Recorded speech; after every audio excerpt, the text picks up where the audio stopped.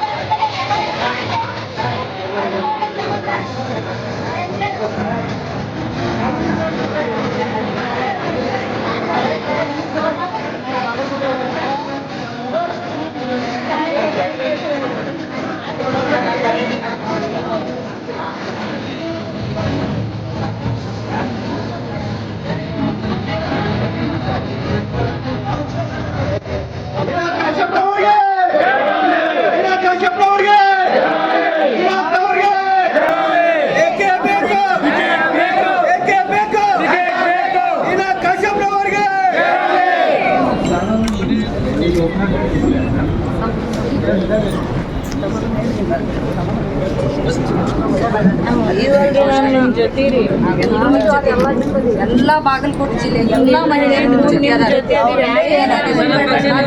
Support ಯಾವ ತೀರ್ಮಾನ ತಗೊಂಡ್ರು ನಾವು ಬದ್ಧವಾಗಿದ್ದೀವಿ. ಏನು ಹೆದರೋ ಅವಶ್ಯಕತೆ ಇಲ್ಲ. ಅದಕ್ಕೆ ಏನೋ ಚಿಂತೆ ಮಾಡಬಾರ್ದು.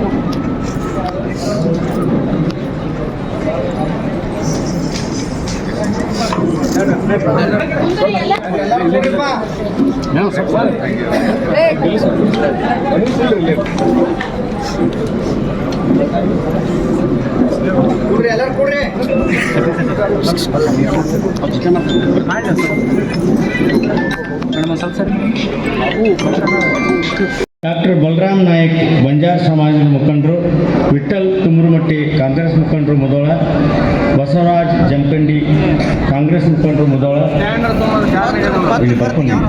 ಅಶೋಕ್ ಲಾಗ್ಲೋಟಿ ಜಿಲ್ಲಾಧ್ಯಕ್ಷರು ಕಾಂಗ್ರೆಸ್ ಸಮಾಜದ ಮುಖಂಡರು ಅವರು ಆಗಮಿಸಿದ್ದಾರೆ.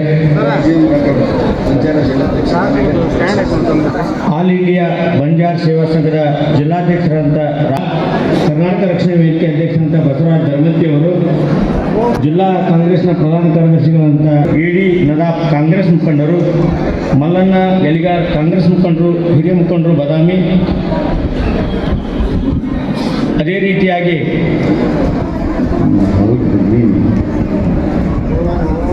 ಮಹತ್ವದ ಸಭೆಯನ್ನ ಕರೆದಿದ್ದಾರೆ. ಮೇಡಮ್, ಈಗ ತುಂಬಾನೇ ನಿರೀಕ್ಷೆ ಇಟ್ಕೊಂಡಿದ್ದಾರೆ.